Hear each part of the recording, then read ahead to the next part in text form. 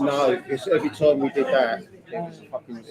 We lost the YouTube thing, and we had to close it all down and stuff. The link and stuff. Yeah, we spent an hour trying to work it out. So fucking whatever you do, Don't touch it. Dave, we'll give it 5, all right? Yeah. Oh, you're doing a live link? Okay, I didn't know that. Right. I don't know how to.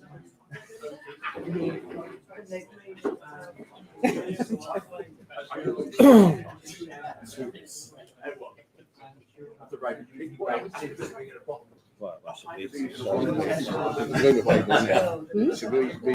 of people. It is, it? What are we going to start?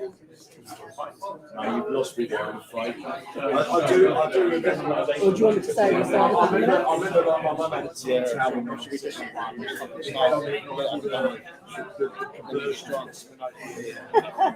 Yeah,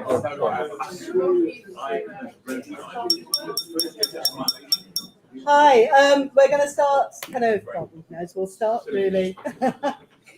All right. Thank you very much for coming tonight. I'm so pleased to kind of introduce this evening the book launch of this brilliant book, Babylon's Burning, by Dr. Rick Blackman. Why not? got a dodgy knee if you want to have a look at it. It is a brilliant book. If you haven't read it already, please do buy it. It's in the bookstall at the back. And it's basically a history of the British anti-racist movement through music from 1958 to 2020. So before I introduce Rick, I just want to quickly just go through what will happen through this event. So Rick will speak for about half an hour through a presentation. And then there'll be time for any questions or contributions or any funny stories or anything that you'd like to ask or talk about. And then Rick will come back and briefly sum up anything that was raised. And then after that, the place will open up to more music and slides and a bit of dancing. We get the tables aside. So we hope that you enjoy tonight. And without any further delay, Rick. Thank you. Trust me, I'm a doctor. Okay, all right. Well, first of all, thank you everyone for coming tonight for this launch of this book that's taken about 3 or 4 years of research to get to where it is now and to get it published. I guess really what I should start off by saying is the reasons why it got written in the first place, and that there's two reasons really. Firstly, there was an alarming rise in the use of racist language and racism generally inside British society that seemed to have exacerbated since the 2016 European election, the Brexit vote. That seems to be happening, seems to be gathering at a pace. And really, I think that the way I was judging it when I was thinking about writing this was that however laughable it used to be when you'd meet people at work or in the pub or whatever, and they say, I'm not being racist, but, and then they go on and say something that was really, really racist, right? But to me, there was like a filter there that they knew that what they were about to say, they shouldn't say. So they were prefixing it with, I'm not a racist, but. And really what happened, what I noticed that happened after 2016 was that filter went and they would just say the things that they wanted to say. So there was a shift that was happening. So that was one of the things. And we'll come back to this guy during the course of this half an hour, but Enoch Powell pops up very often. And I was thinking that when he made his Rivers of Blood speech in 1968, the day after Ted Heath fired him from the Shadow Cabinet, literally the morning after.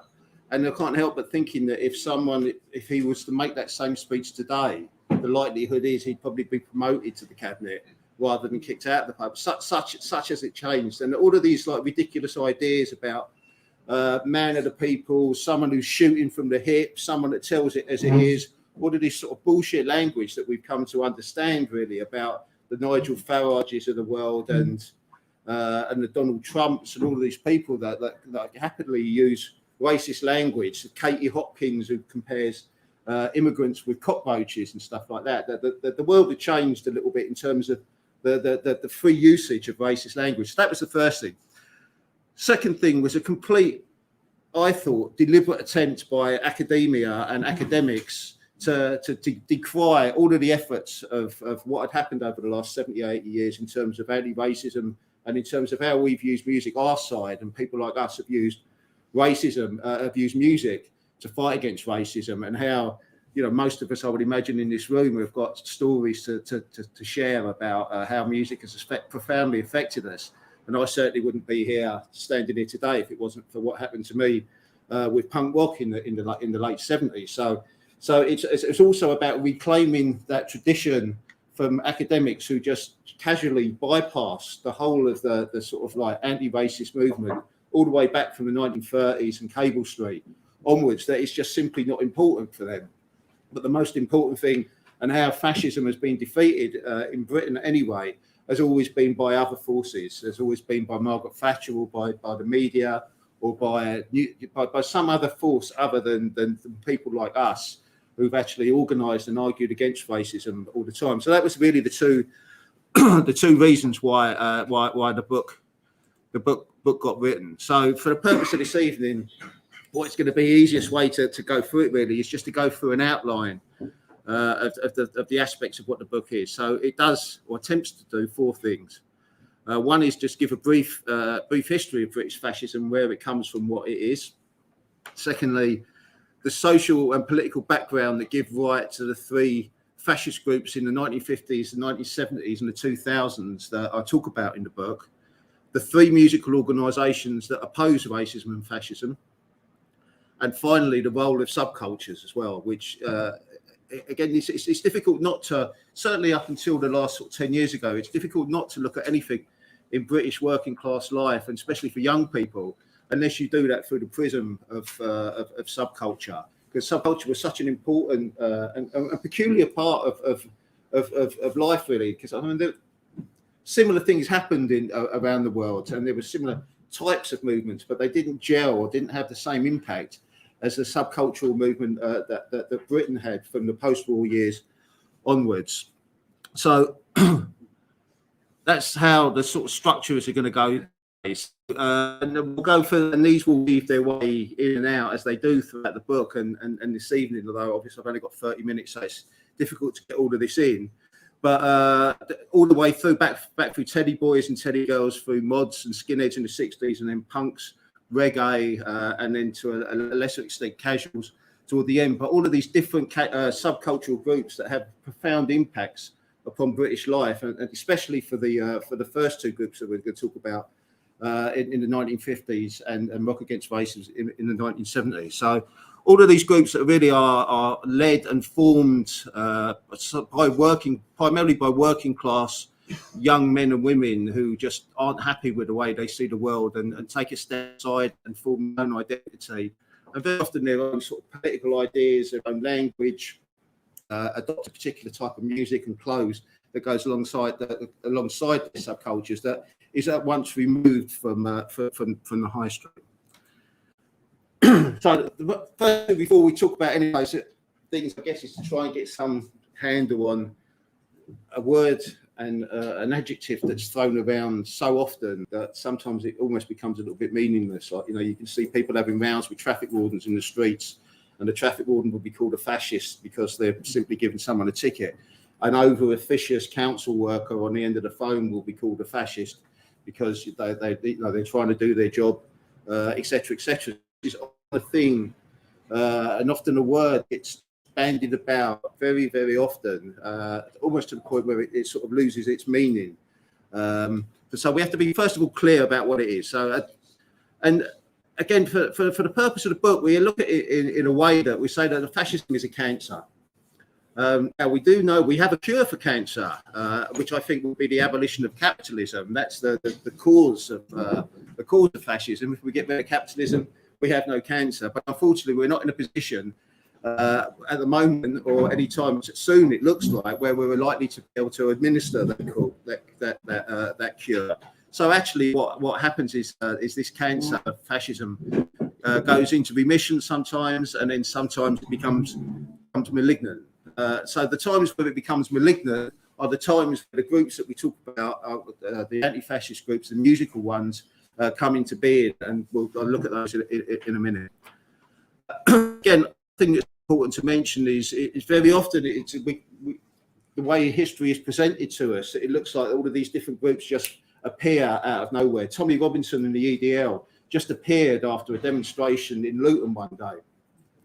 That nothing had been there before. They had no history with any other groups, and they just angry young men who are annoyed about the sort of lost or forgotten white working class, as it's often told. That's the way the story is presented. But it's simply not true that every single one of these organisations, Britain First, the BNP, the National Front, the EDL, the Democratic Football Lads Alliance, the White Defence League, the union movement with Mosley, going back to the British Union Fascists, all of these organisations are linked to each other. You go back from Tommy Robinson to he was in the BNP before he was in the EDL. Before he met Paul Griffins, who was Nick Griffins, sorry, who was in the BNP. He knew Martin Webster, that was in the NF. Webster knew Colin Jordan, who was in the White Defence League. Colin Jordan knew Arnold Leese, who was in the League of Empire Loyalists. Arnold Leese knew Oswald Mosley. The baton is passed on to the next generation of fascists all the time. They meet all the time, they link up all the time, and they pass their knowledge down to the next generation of people. So these groups don't appear by accident. They're planning all the time for how they can get interventions inside society.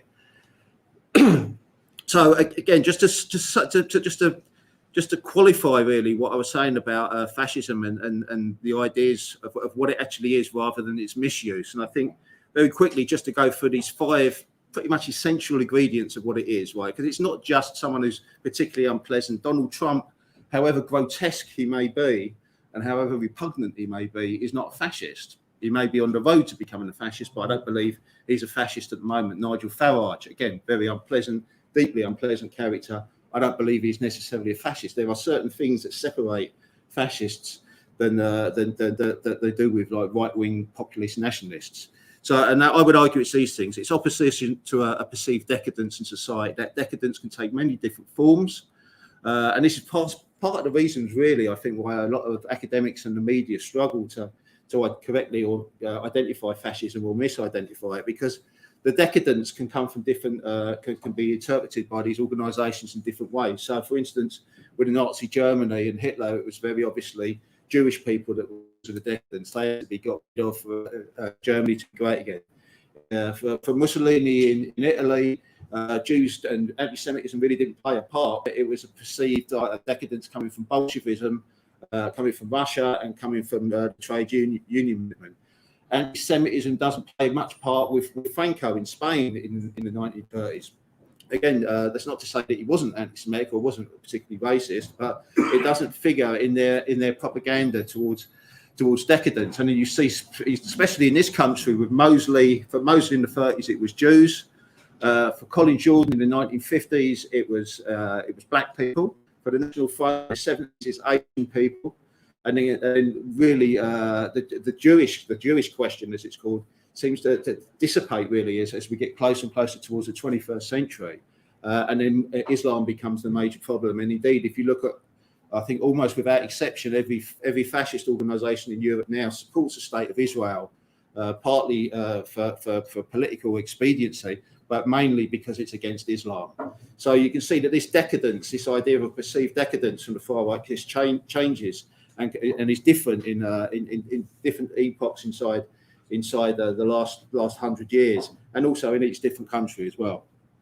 So the other things is the rebirth of nation. There has to be a revolutionary change to society, ultra-nationalism, and then the subsumation of the individual to a highly centralised state. The state is omnipotent, takes control over democracy in the newspapers, in education, etc., etc.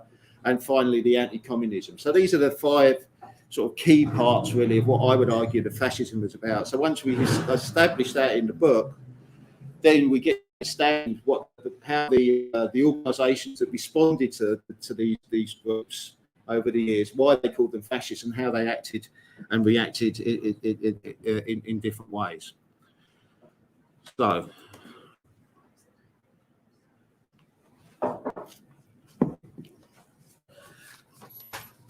After the Second World War,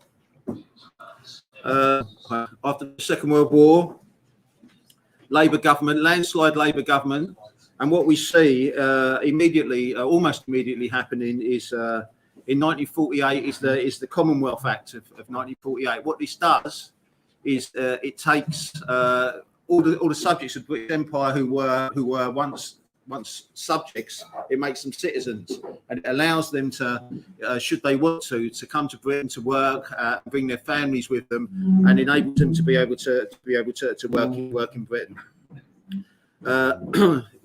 Labour government lasts till 1951, and at that point, Windrush obviously happens in 1948 as well. That's the first boat that comes over that brings over Jamaicans into Britain. But the levels of immigration are very, very small at this particular point in time, and it's only really in 1952 that they start to take the numbers start to rise really. So Winston Churchill wins the 1951 election, and imagine, if you can, a society where there's a conservative government who are deeply racist, who are viciously cutting back on anything they can for working class people, but have found that there's trouble with the economy, and there's a labour shortage. So despite this Conservative Party, if you can imagine this, not being able to, being against immigration, what they're having to do is to look abroad to try and bring in supplies of labour to the country, even though they're against it. So this sort of exactly the same parallels that we have today is what Churchill's government faced in 1952. But moreover, although they were opposed to immigration, in order for the British economy to rebuild after the devastation of the Second World War, and because the economy was buoyant, they had to what they found they had to do was they had to import huge amounts of labour. So our friend Enoch Powell, it's the second time we mentioned him tonight. He is the Minister for Health, and Enoch Powell gets sent out to the West Indies, gets sent out to Asia, and his job is to go and recruit labour to bring it back to Britain to work in the NHS and work in the railways and on the buses, etc., etc. So what the Tories are doing at this particular time in Churchill's government is they're doing two things. They're wildly promoting immigration into Britain, but at the same time, inside secret cabinet meetings, they're doing the following. Churchill himself, apparently, in all the papers that I read, was obsessional about inverted commas coloured immigration into Britain. He had his own personal file that was entitled "Immigration of Coloured Workers to Britain," and he brought up the problem of coloured immigration again and again at cabinet meetings. Churchill argued when they campaigned for the 1955 election, which he did actually win. Churchill argued that the slogan for the 55 general election should be "Keep Britain White." Aside from this, there was another committee called the Working Party of Coloured People Seeking Employment in the United Kingdom, and basically this was a subcommittee that employed spies that ostensibly was engaged in going down to labour exchanges to spy on black people as they were trying to get jobs, and then inventing stories about them, like working and drawing the dole at the same time. So these bogus spying, and then there was a third committee called the Immigration and Repatriation Commonwealth and Coloured Colonials Home Office Working Party. And what these groups did, that basically they sought evidence that coloured immigrants had undesirable biological characteristics that made them incompatible with English people. So whilst on the one hand, Enoch Powell is going out to all four corners of the globe to recruiting black and Asian labour to come here, this is what the Conservative Party are doing secretly to try and gather this information. Much of this information, this evidence, really forms part of what becomes the 1962 Immigration Act, which is one of the first steps in stopping black immigration into this country. So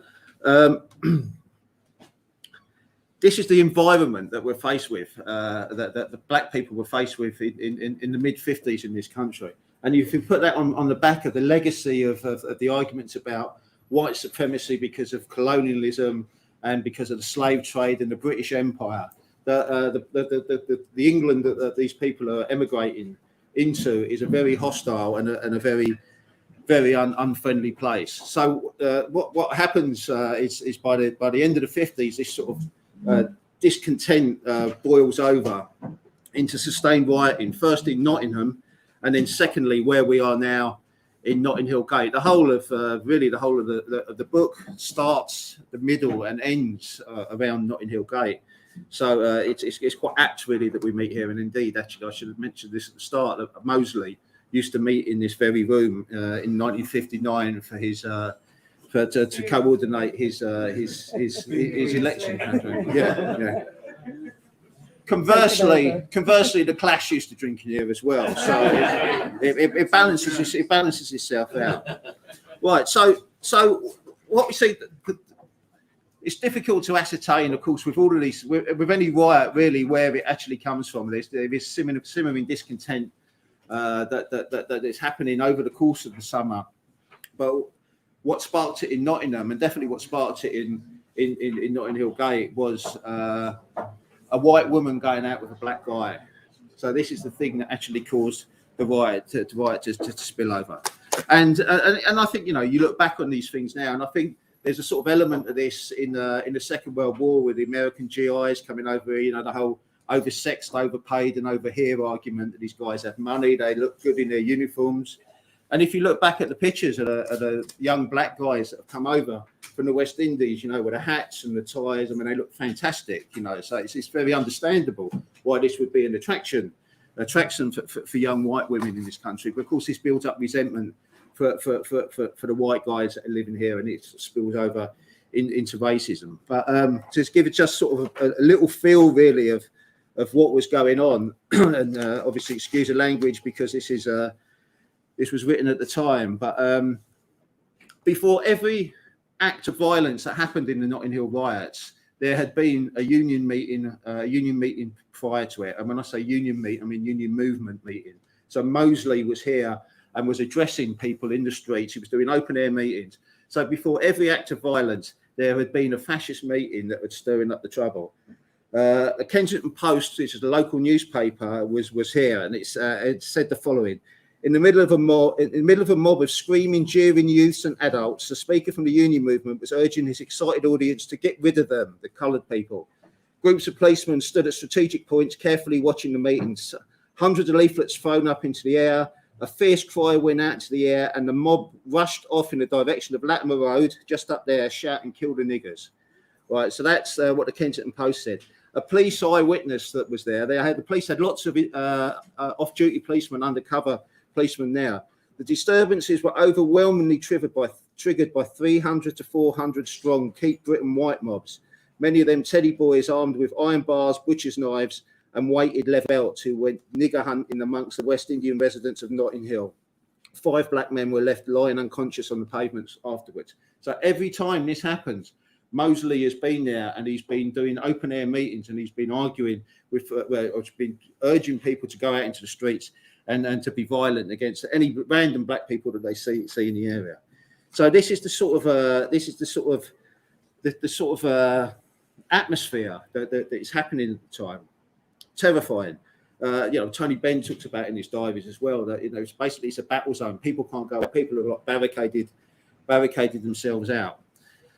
So, fortunately for the Conservative Party, because they deny that there's any racism involved in this, because to accept that there was any racism would mean that there's a racism in society, and this hasn't been addressed in any way, shape, or form by the government. So, very conveniently for them, because most of the violence comes from teddy boys, what they do is they put the blame firmly on pretty much everything that happens inside society on teddy boys. So just very briefly to look at Jesus, you're joking.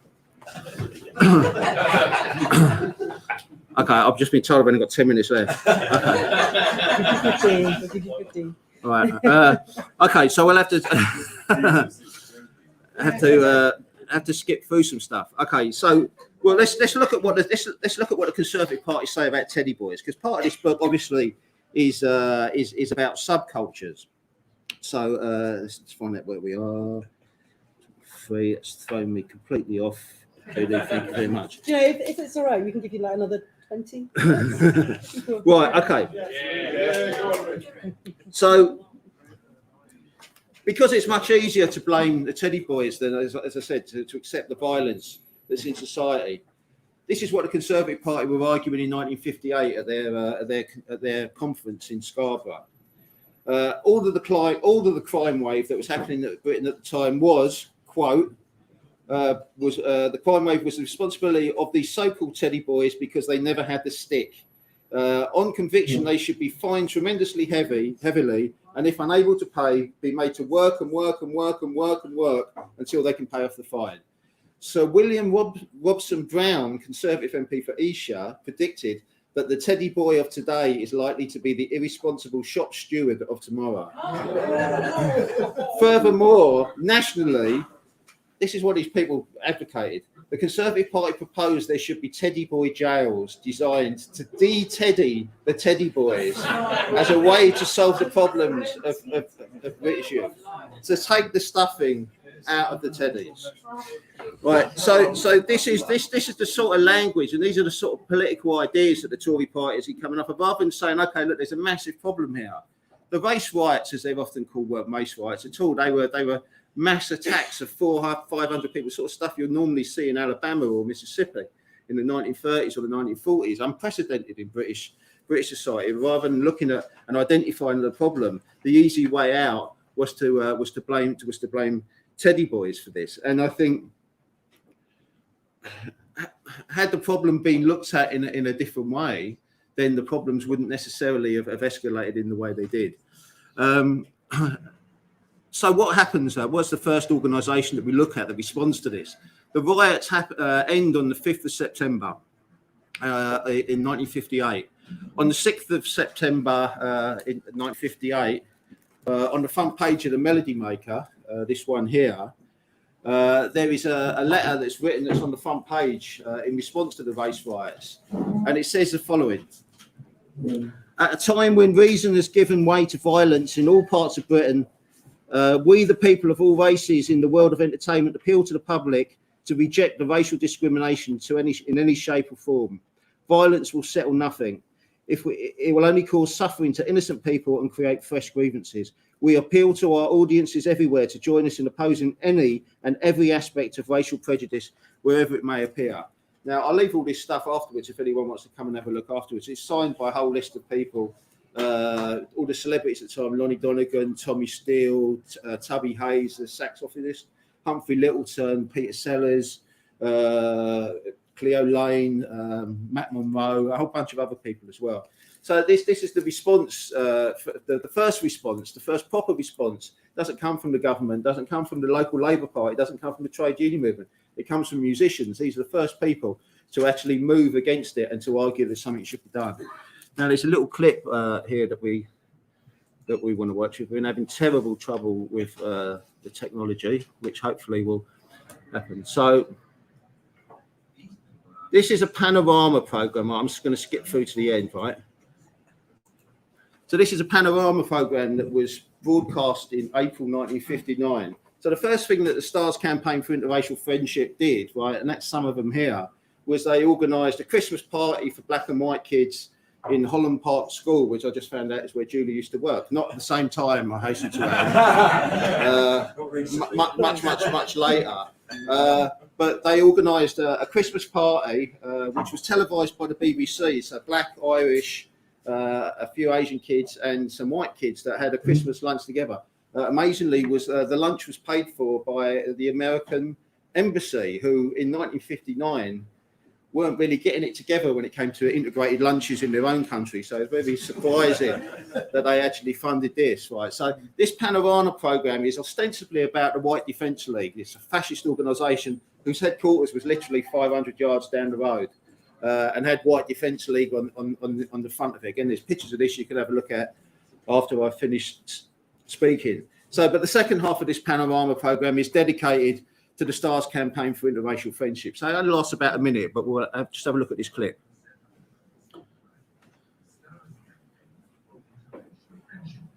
I took the book with me to listen to one of their meetings.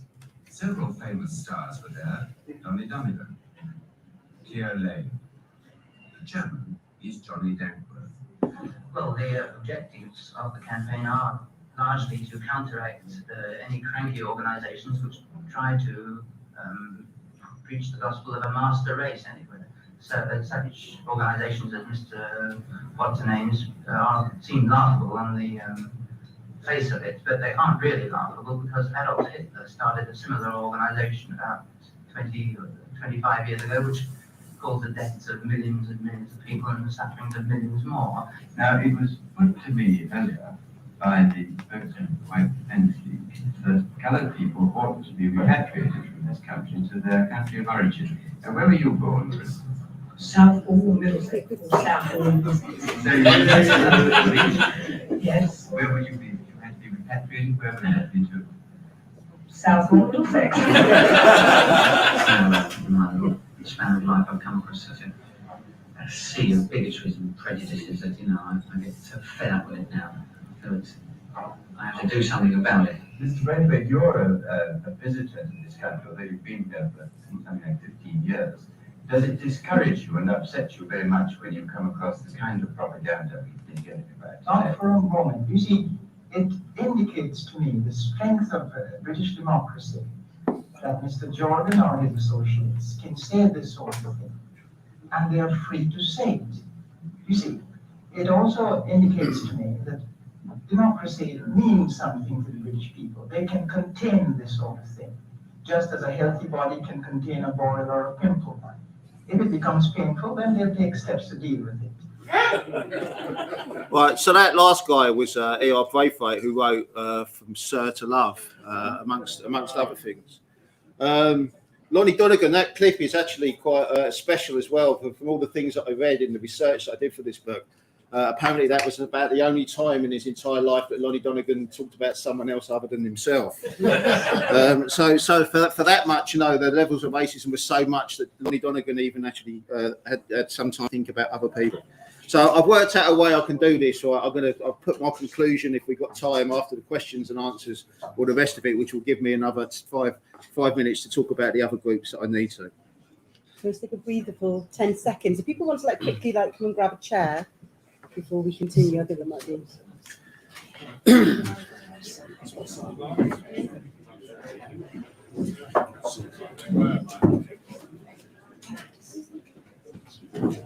All right, thank you.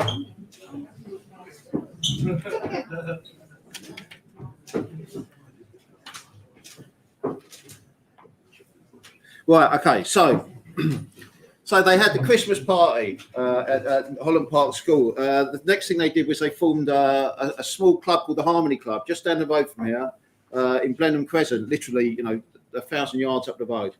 Under constant threat of arson from fascists, the individual members of this organisation under constant death threats from fascists as well.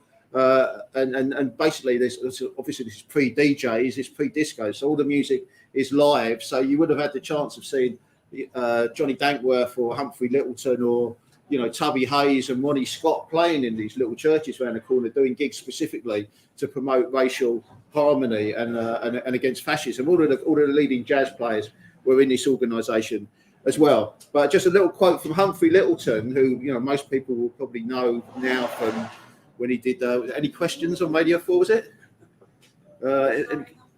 Sorry, I haven't a clue. That's it. Yeah. I mean, he died a few years ago. But in the 1950s, his main role in life was as a jazz player. Right. So he ran this club in Soho, and he had this to say. The regular skiff parties held in the Cellar Club in Soho are becoming a standard event in the London jazz calendar. Skiff, the Stars campaign for interracial friendship, hold these informal parties as a medium through which people of all races can meet each other in a relaxed social atmosphere. And you have to remember, right, Britain is still in a colour bar situation. All the top ballrooms, Mecca, the main ballrooms have got an explicit colour bar.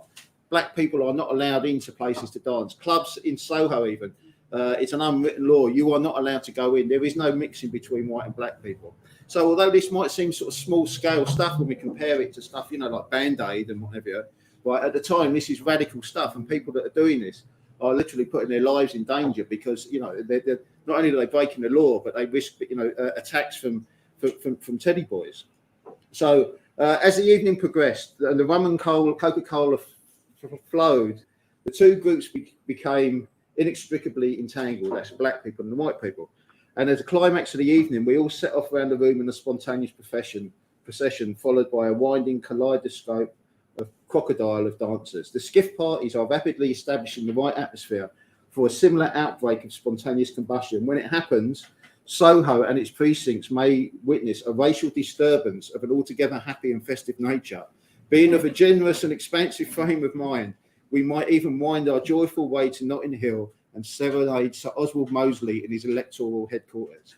Now, as far as I'm aware, this is the only time that anti-fascists have ever argued for the use of the conga as a way of defeating fascism. So again, this is all very tame stuff, right? What we're used to and how we understand the world and how we organise stuff against racism, how music was later used, like the Carnival for Rock Against Racism. But at the time, this was radical stuff. Okay, loads more I could say, but I've got seriously, I've got to move on. So what happens then? Mosley stands in the 1959 election. It's a disgusting election, dripping with racism. All the time, his opening speech when he says, "I've come to Notting Hill Gate to call a spade, to tell you how it is." Right, this is how it all starts. A guy gets killed called Kelso Cochran. Mosley, he gets killed just up the road here, an Antiguan guy on his way home. Mosley holds meetings on the exact spot where Kelso Cochran was murdered by members of his own organisation. It'd be the same thing as a BNP holding meetings on the spot where Stephen Lawrence was murdered. I mean, stuff that just wouldn't happen now. The terrain is so much, and people are grappling, anti-racist and the local black community trying to grapple to find ways of how they argue against this and fight back against this. So what happens? He loses the election. Mosley loses the election, campaign against immigration, etc. He disappears, comes back again in 1966, loses his deposit again, and where does Mosley end up? He goes and be an immigrant himself and lives the rest of his life in France. Like all of them, the stench of hypocrisy is sickening. Right, so 59 election goes, 1960s happen. They come back to the subcultural. What's different about the subcultures happened in the 1960s, it's radically different than what happened in the 1950s and Teddy Boys, is there's an embrace of black culture. So the first subculture is mods. They take their name from modern jazz, ostensibly African-American music. Their clothes from the covers of these albums, Ivy League clothing, ostensibly a black clothing, but also from European clothes as well, drive Italian scooters. The whole outlook of modernists is a looking forward and is a celebration of other countries, other cultures, but in particular, black culture. So this is a radical departure from the Teddy Boys. Most noticeably, and especially around this area as well, is the adoption of ska music from Jamaica that's happened at the time. It's still absolutely taken up by mods and dancing clubs. A lot of the clothes that the Jamaican guys are wearing is copied. And so this sort of like, although there's not really any noticeable black people involved in the mod subculture as such for quite a series of complicated reasons that I can't really go into, but mainly age. But partly because they didn't really need to do that because all these young people were coming to black clubs around here, black clubs in Soho. So, it wasn't that black people needed to move towards a subcultural thing, but the young white kids, mods, were moving towards there. So there's a wholesale adoption of the music and the clothes, and people become friends. So it's a complete rejection of everything that Teddy Boys have stood. And then the second subculture of note, really, in the late 60s, is skinheads, which, for all of us in this room will know what we mean when we talk about skinheads, and usually the association is with violence. But skinheads were the first multiracial and multicultural youth subculture in this country. There were black skinheads all over certainly in London and in Birmingham as well. It is a black and white movement subculture to start with. There is no racism that's involved in it. I mean, that's not to say that individuals weren't racist, because of course they were. But in terms of, if we look at what Teddy Boys were, skinheads at the start, at least, were the adoption of rocksteady music, because it's always about the clothes and the music. They've adopted this stuff. So what we see from these two subcultures in the 60s is a movement by the 1970s that a lot of the arguments that we had to have in the late 50s against Teddy Boys and the racism of Teddy Boys, to some extent, didn't have to happen because there had been that black and white link that had been established. Two other important things that happened in the 60s. Third time we've mentioned him, Enoch Powell, 1968 Rivers of Blood speech. From Mosley's defeat in the 59 election all the way through to 1968, the far right are withering on the vines. Really, they're not really that important. The program that's just started called Ridley Road on Sunday nights. I won't tell you what I think of that, but suffice to say that I mean they got it wrong that the focus of Colin Jordan by this point wasn't Jews. It was absolutely black people. So they've got it wrong. But how they're defeated is important because they're defeated by working class activists. They're not defeated by anything else. And it's really an anti-black racism that Jordan has. But that's beside the point. But from 1959 and Mosley's defeat to 1968, the far right, the fascist right in this country are really marginalised. They're not important in this country. What Enoch Powell's speech, Rivers of Blood speech, where he talks about a black man having the whip hand in 10 or 15 years, whatever it is, poisonous racism.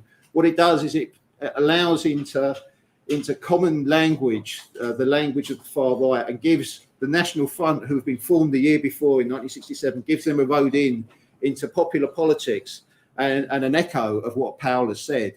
And it's from that moment on, really, that the National Front start to build massively and massively quickly as well. A terrifying rate, a rate of growth. And again, I'm speeding through this. I would have liked to spend a little bit more time going through it. But really, by 1975, 1974, 1975, are polling third place in many local elections and for MPs as well. So they'd be on the verge of becoming the third respectable part of British politics.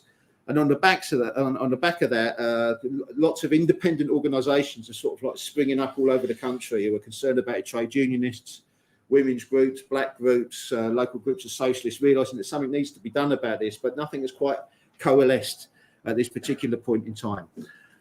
At this point, at a gig in 1976, the guitarist Eric Clapton comes on stage and pissed coked out of his head, who knows what. I know people that have been very drunk and very coked out of their heads, and none of them have ever said the words that came out of his mouth that night. But the response to this drunken racist tirade of Clapton really immediately puts into gear that something has to be done about this. And the first person that sort of responds to this in any way is a guy called Red Saunders. And so the letter from Skiff in 1959 is in the Melody Maker in that one. And then in 1976, after Clapton's outburst, Red Saunders writes a letter to the Melody Maker saying pretty much the same thing, that, that Eric Clapton's language is unacceptable, that something has to be done about it. And the letter says this, I'll just highlight it. When we read about Clapton's Birmingham concert, where he urged support for Enoch Powell again, we nearly puked. What's going on, Eric? You've got a touch of brain damage. So you're going to stand for MP and you think we're going to be colonized by black people. Come on, you've been taking too much of that Daily Express stuff. You know you can't handle it. Own up, half your music is black. You're rock music's biggest colonists. You're a good musician, but where would you be without the blues and the R&B? And the letter goes on, basically said, we need a movement to fight against the racist poison in society. We're going to use music to do that. Now, it's important to say that none of these people knew anything about the STARS campaign for interracial friendship in the 50s. It was, they followed an almost identical path of how they organised or began to organise against racism. This time it was directed against Eric Clapton. And again, the subcultural element, I think, is important. Red Saunders, the guy who wrote that letter, and in amongst a lot of other people, Red Saunders, who wrote the book that's next to mine on the back shelf there, Reminiscences of Ra, or edited it anyway, had both been mods in the 1960s. They'd gone to black clubs and they'd listened to black music. So the music for them, they were radicalised as teenagers going to dances and listening to black music. That to them was an important thing. So Red Saunders said this about Clapton after the initial letter to the Melody Maker. I was a mod. I was really into black music, more R&B than the blues. Then there was that whole 60s progressive anti-racist angle. We thought Clapton was part of that. And that's why it was such a shock to hear him coming out with the foulest rubbish. That's why we exploded when we heard about it. So, because everyone thought Clapton left the Yardbirds because they were playing pop music. They weren't blues enough. Why would you expect someone who's taken that stance in defence of black music to come out with this nonsense? Anyway, so very quickly, what then happens is a campaign grows apace. Simultaneously, as the National Front are getting bigger and are getting more confident and marching more and more. So they use music. Fortuitously for Rock Against Racism, it happens at exactly the same time that punk explodes onto the streets of London, and reggae starts to really take a hold, to a large extent more so than the sort of jazz funk that a lot of young black kids have been listening to. Reggae becomes the oppositional language that young black people are listening to, and for many white working class kids, punk becomes that. So you've got two pugnacious subcultures that are simultaneously growing at the same time and fit perfectly into this sort of militant anti-racism that Rock Against Racism is trying to build. But the thing is that all of this now seems very obvious as we look back on it. But at the time, there was absolutely no reason why this was going to happen. Like, it's the intervention of people who were political, thinking we need to connect the dots here. We need to ensure that Rock Against Racism and these like young black kids and these young white kids are getting together, because that's where the fight is going to come back from. Right? It wasn't a punk. There was a lot of punks were wearing swastikas and stuff at the time. You know, that anything to shock. Right here. So it took an intervention to try and understand what was happening and try and organise it together. Similarly, there'd been not really many black and white bands playing on the same stages together in the same venues up until this point. It was Rock Against Racism that really started that happening. So what we need to do if we're going to fight against racism, we need a white band, we need a black band. One supports, one headlines, and the next night we do it the other way around and we build it that way. Again, not an obvious path. This seems very clear that was the obvious thing to do now and the correct thing to do then. But then, you know, people didn't know. Again, in amongst death threats, arson threats, constant threats of violence, all of the early Rock Against Racism gigs, there would be a local trade union branch that would be there with baseball bats to protect the venue and protect the gig from fascists from attacking it. So the levels of violence were enormous and quite really unspeakable. It was a very do-it-yourself thing. It wasn't controlled from any particular centre. It was like people would write into Rock Against Racism and say, you know, hello, we're from Aberystwyth. You know, we'd like to be part of Rock Against Racism. And Red Saunders or Roger Huddle would write back to them and say, like, yeah, welcome to it. You're it. Get on with it. Right? There was no, you know, there was nothing really. There was a few sort of like, there was a magazine, a newspaper called Temporary Hoarding, where there would be sort of guidelines of how to put on gigs and stuff. But that was it. There was no money. There was no sense, you know, there was no computers. We couldn't just sort of log on and coordinate stuff there. All of this stuff was done by letter, done by the phone, and then by traveling to people. So there was an independence of all of these young people and some older people as well, who were helping out, of coordinating this stuff. But the thrust of all of it came from music. It was always about music. It was always about how we use music to combat the ideas of the far right. You know, we haven't always got time, and especially if you're a 15-year-old kid, you haven't got time to articulate the historic fucking basis of where racism comes from. You know, sometimes you can only do that in a 3-minute pop song, right? And sometimes the 3-minute pop song is better than some miserable old bastard bleating on about racism for 5 hours. Exactly like I'm doing. So I'm really sorry. So one couple more things to do. Right. So go skip through the 80s. The specials really, I guess, are the culmination of Rock Against Racism. The last gig in 1981 of Rock Against Racism before the organisation folds, because the National Front get destroyed at the 1979 election. They lose everything. So the 1981 gig with the specials, I mean, is the culmination. It's not just a black band playing and a white band playing. It's a black and a white band playing together with a very powerful political message. Very, very quickly. Sorry, guys. Very quickly. Last organisation. We skipped through the 1980s because basically they were shit anyway.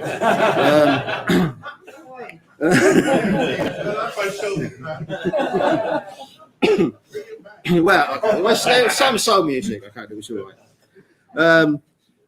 So skip for the 80s and the 90s, and then what we see is again a growth of the far right, especially in the east end of London. Again, unemployment, insecure working, housing conditions, etc. Blaming the wrong people. The BNP again linked to the National Front, and again after them linked to the EDL. the BNP start to do very well in elections. And in 2002, the BNP get councillors in Burnley, Oldham and Stoke, more than they've ever had. The BNP are the most successful electoral fascist organisation we've ever had in this country. Mosley never even won a seat anywhere. So with this massive rise with a BNP, a new organisation is formed. Love Music, Hate Racism. It's different this time because the music's different. It's not rock against racism. We're now in the digital age. People are listening to all manner of different stuff. So it can't simply be rock against racism. There's a carnival, the 30th anniversary carnival, in 2008 that celebrates the 1978 Rock Against Racism carnival. And whereas in the first carnival there was one stage with a succession of bands, in the 2008 one there was 3 stages and a dance tent, sort of like a mini Glastonbury, if you like. And there was like electronic music, there was like grime happening, there's like rock music happening, there's all manner of different music. So Love Music, Hate Racism is a much more all encapsulating title really to describe the diversity of young kids. Subcultures as such as they aren't as important or as massive as they were in but back in the 1970s and the 1960s. So last thing really, just to finish on is on the importance of it, rather than this just being a celebration, that there is a serious underlying organisational thing that happens and a serious campaign, that all of these things, the STARS campaign, were absolutely part of defeating Mosley in 1959, just up the road from here. Rock Against Racism, joined with the Anti-Nazi League, was absolutely a part of defeating the National Front. And if I have time, I'll go through this in the conclusion after the questions. Absolutely part of defeating the National Front. And Love Music, Hate Racism, alongside with other organisations like Hate Not Hate, Stand Up to Racism, and Unite Against Fascism, that did much work. An example I'd like to use is in Barking. Barking, by 2008, had 12 fascist councillors.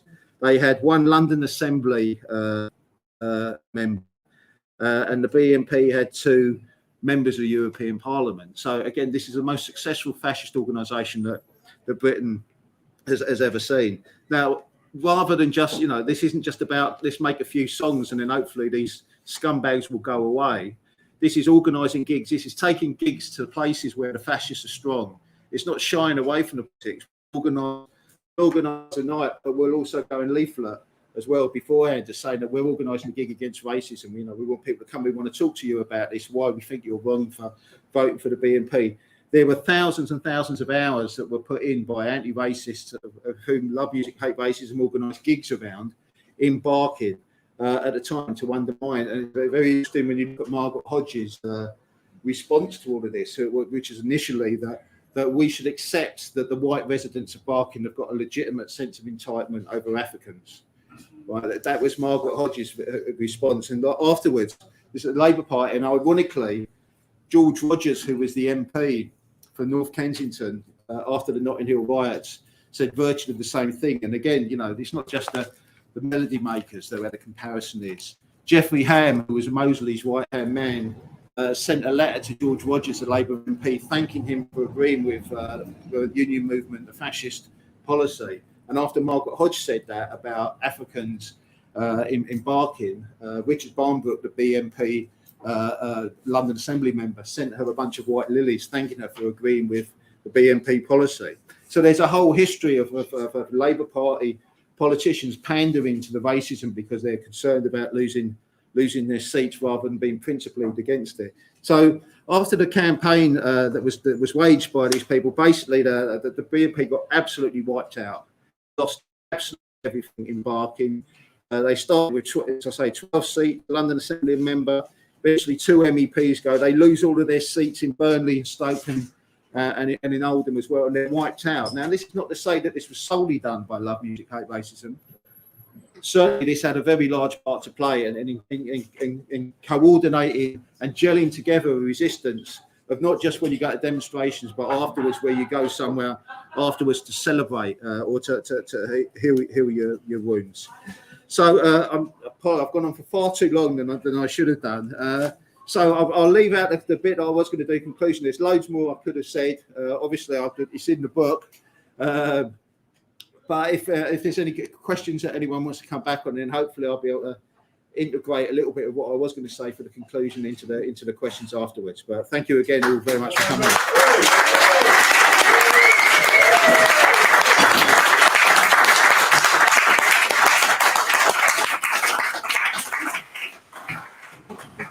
I don't think Rick kind of went on for too long at all, and we could have listened to much more. But we'll open this up now. I mean, do you want a 2-minute break, or are we all right just to continue? We'll carry on. Yeah. It's very hot, isn't it? Yeah. I don't think they're having any further because people are falling out. To get away from me speaking more. Nah, Yeah. she told me earlier we can't open anymore.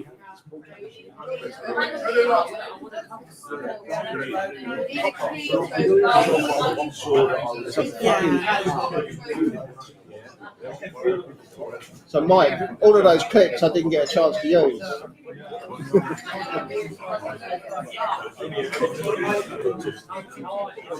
All right, I think we'll